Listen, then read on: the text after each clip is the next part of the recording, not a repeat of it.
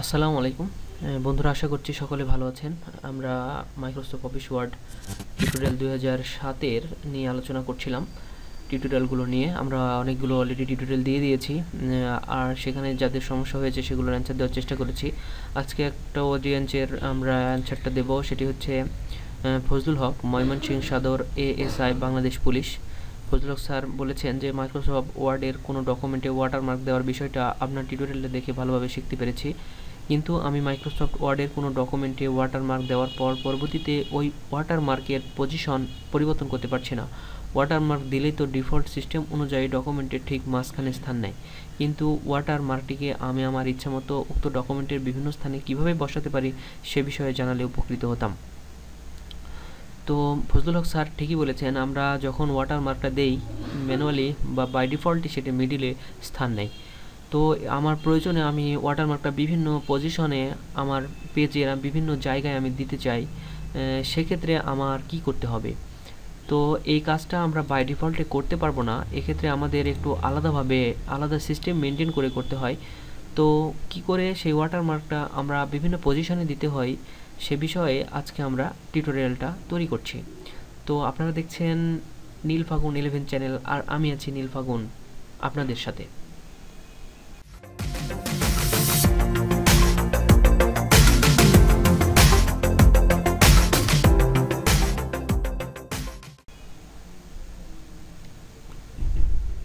ওকে বন্ধুরা, আমরা পেজটা ওপেন করলাম, করার পরে এখানে যে কোনো একটা ডকুমেন্ট আমি এখানে পেস্ট করে দিচ্ছি। পেস্ট করে দেওয়ার পর স্বাভাবিকভাবে যদি আমি এই লেখাটা যদি আমি ওয়াটারমার্ক হিসেবে দিতে চাই, সেম সিস্টেমে এখানে আমরা দিতে পারবো কাস্টম ওয়াটারমার্ক। তবে আপনাদের আজকে আরেকটি নতুন জিনিস দেখাবো, সেটি হচ্ছে বাট এটাতে পজিশন চেঞ্জ করা যায় না, কিন্তু আপনি ওয়াটারমার্ক হিসেবে সিলেকশন করতে পারবেন। যেমন সেভ গ্যালারি টু ওয়াটারমার্ক, এখান থেকে আপনারা ওয়াটারমার্ক হিসাবে এটাকে সেট করতে পারবেন। এরপরে হচ্ছে এখান থেকে আপনারা কীরকমভাবে নিতে চাচ্ছেন সেগুলো দিতে পারবেন।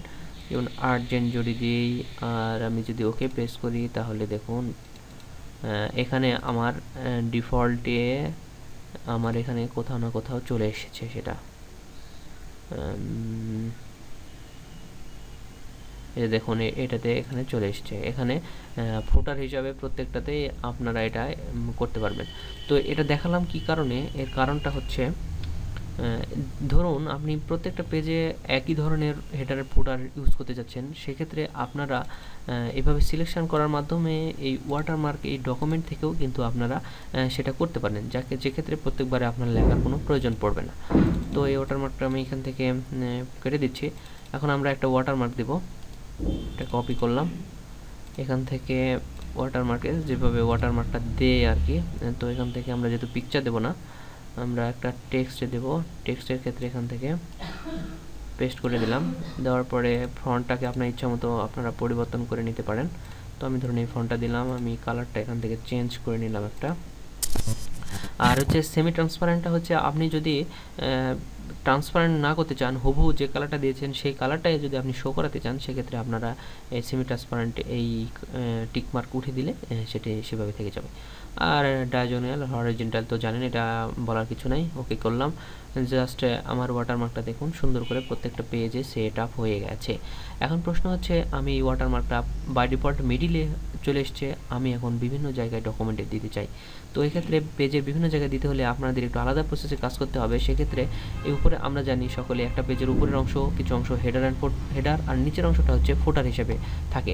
তো হেডার অ্যান্ড ফুটার যে কোনো অপশানে আপনি যদি ক্লিক করেন, আমি হেডার অপশানে যদি ক্লিক করি তাহলে দেখুন আমার এই হেডারটা ওপেন হয়ে গেল, এবং এখান থেকে আমরা এখানে যখন মাউস নিয়ে যাচ্ছি আমাদের ওয়াটারমার্কে, তখন দেখুন এটা মুভ সিস্টেমে যেভাবে করতে ড্র্যাগ করা হয় সেই সিস্টেমটা এখানে ওপেন হচ্ছে। তো এখানে আমি যদি সিলেকশন করি, এটাকে সিলেকশন করলাম, করার পরে দেখুন আপনি এখান থেকে ছোট বড় করতে পারবেন। এটা এখানে অপশানটা আপনারা দেখতেই পাচ্ছেন, আমি এভাবে ছোট বড় করলাম, ধরুন এখানে আমি ছোট বড় করে নিচ্ছি। এখন এখান থেকে আপনারা এখান থেকে পজিশনগুলো বিভিন্ন মডেলিং করতে পারবেন এখান থেকে। আবার এখান থেকে আপনারা চাইলে এই উপরের দিকে দেখুন রোটেশন রয়েছে, এখান থেকে আপনারা রোটেটও করে নিতে পারেন। এইভাবে যে কোনো খুশি যেভাবে নিতে পারেন। এখন আমি যদি এটা উপরের দিকে এই অংশে দিতে চাই, মানে যেখানে খুশি যেখানে ড্র্যাগ করে নিয়ে যেয়ে আপনার পেজে রাখবেন সেখানে এই ওয়াটারমার্কটা সেট আপ হয়ে যাবে। তো দেখুন আমি এখন বাইরে ক্লিক করছি, ওয়াটারমার্কটা আমার এখানে সুন্দরভাবে প্রত্যেকটা পেজে সেট আপ হয়ে গেছে। আপনি চাইলে এইভাবে ওয়াটারমার্কটা আপনার পেজের যেখানে খুশি সেখানে আপনি দিতে পারেন। এরপরে আমি আরেকটা জিনিস আপনাদের দেখাবো, সেটি হচ্ছে এই ওয়াটারমার্কটা ধরুন আমি এখানে যখন সিলেক্ট করি তখন দেখুন এখানে একটা অপশন, আচ্ছা আচ্ছা এটি দেখে নেই, শো টেক্সটে দেখাচ্ছে। আপনি যদি ডিফারেন্ট ওড অ্যান্ড ইভেন্ট পেজে, মানে একটি পেজ পরপর হচ্ছে ওড পেজ এবং ইভেন্ট পেজ, তো আমি যদি এটাকে সিলেক্ট করি তাহলে আমি দেখুন দুটার আলাদা আলাদা মডেল আমি পেয়ে গেছি। দেখুন এটাতে ওড পেজ যেগুলো, এর প্রথম কথা ওড পেজ, এর পরেরটা হচ্ছে ইভেন্ট পেজ, এরপরে হচ্ছে ওড পেজ ইভেন্ট পেজ। আবার আপনি চাইলে এই ওড পেজ এবং ইভেন্ট পেজের আপনারা আলাদা আলাদা নেমও করে দিতে পারেন।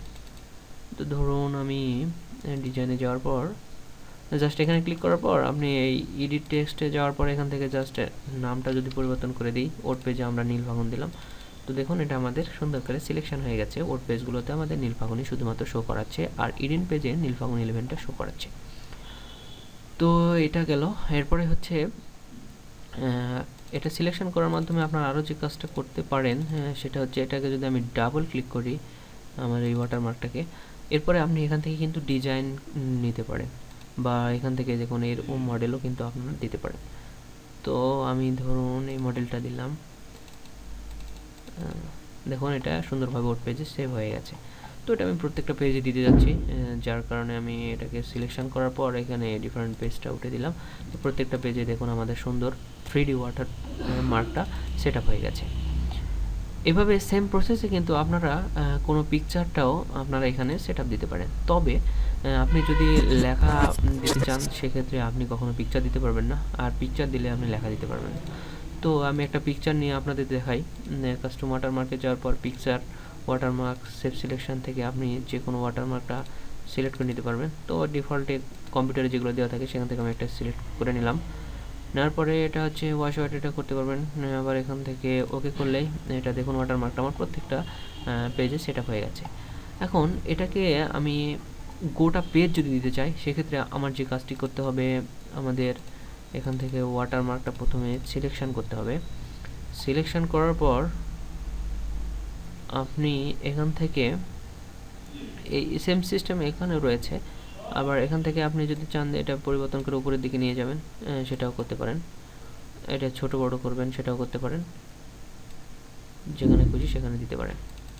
ওকে, দেখুন শুধুমাত্র এখানে প্রত্যেকটা পেজে এভাবে ওয়াটারমার্কটা শো করাবে। তো আশা করছি যে ফজলুল হক স্যার তিনি তার অ্যান্সারটা পেয়ে গেছেন। আর যদি টিউটোরিয়ালটা অন্য যারা দেখেছেন যদি কারো ভালো লেগে থাকে অবশ্যই একটা লাইক দিবেন, কমেন্ট করে জানাবেন, আর পরবর্তী আমাদের বিভিন্ন টিপস পেতে আমার চ্যানেলটা অবশ্যই সাবস্ক্রাইব করবেন। আর আমাদের ফেসবুক গ্রুপ রয়েছে যেখানে বিভিন্ন ধরনের টেক রিলেটেড বিষয়গুলো নিয়ে আলোচনা করা হয়। আপনি যদি কোনো সমস্যায় পড়ে থাকেন সেখানেও পোস্ট করতে পারেন। আমাদের হয়তোবা কোনো লোয়ার থারে আপনি আমাদের ফেসবুক গ্রুপের নামটি জেনে গেছেন। তো সকলে ভালো থাকুন, সুস্থ থাকুন, আর আমার চ্যানেল অবশ্যই সাবস্ক্রাইব করুন। পরবর্তী টিউটোরিয়াল দেখার আমন্ত্রণ জানিয়ে আজকে শেষ করছি। আসসালামু আলাইকুম।